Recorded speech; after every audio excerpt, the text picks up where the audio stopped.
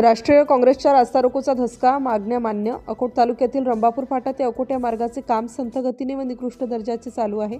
दोन्ही साईडा खोदून ठेवल्याने वाहतुकीचा अडथळा येत होता. हे काम जलद गतीने करण्यासाठीच्या संदर्भात राष्ट्रवादी काँग्रेस शरदचंद्र पवार पक्षाचे वतीने सावरा फाटा येथे 12 डिसेंबरला रास्ता रोको आंदोलन छेडण्यात आलं.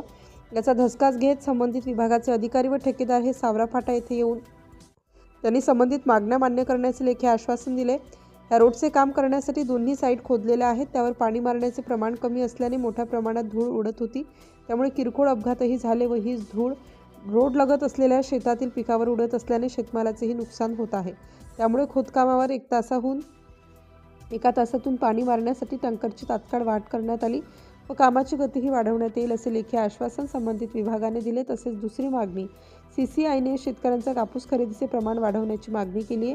हा मुद्दा पक्षाचे युवा आमदार रोहित पवार यांनी हिवाळी अधिवेशनात लावून धरली व ती मान्यही करण्यात आली.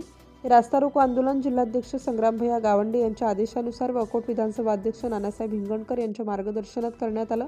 यावेळी परिसरातील शेतकरी, वाहन चालक तथा ऑटो युनियन सावरा व राष्ट्रीय काँग्रेस पक्षाचे पदाधिकारी, शहर अध्यक्ष नवनीतजी लखोटिया, ज्येष्ठ सदस्य रामदास मंगळे, तालुका सचिव नागेश आगरे, युवक अध्यक्ष समर्थ आवारे, उपाध्यक्ष मनीष तळोकार, प्रसिद्धी प्रमुख नरेंद्र कोंडे, देवेश चौधरी, हरिदास दहिभात, अक्षय चौधरी, पद्माकर चौधरी, अमोल मोहोड इत्यादीसह शेतकरी श्रीकृष्ण चव्हाण, संदीप शिरस्कार, अतुल कळसकार, अक्षय चौधरी, अनंता चौधरी, छोटूभाऊ गीते, दीपक बोंडे, छोटूभाऊ चौधरी, संजय चौधरी, निलेश नागे, सागर चौधरी, दीपक बोंडे, प्रदीप पायघन, सोनू पागधुने, रमेश सपकाळ, सुनील सपकाळ, शंकरराव विधोळ, अनिस आली, प्रकाश राऊत, रंगपाल धांडे व कार्यकर्ते बहुसंख्येने हजर होते. या आंदोलनाचे आयोजन तालुकाध्यक्ष श्रीयस शंकरराव चौधरी यांनी केले.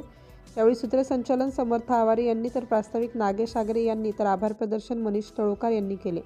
आंदोलनस्थळी अकोट ग्रामीण पोलीस स्टेशनचे ठाणेदार किशोर जुनघरे यांच्या मार्गदर्शनात पोलीस कॉन्स्टेबल सचिन कुलट यांनी सकाळपासूनच चोख बंदोबस्त तैनात केला होता. सिटी इंडिया न्यूजसाठी नरेश पुनकर, उपसंपादक, अकोला.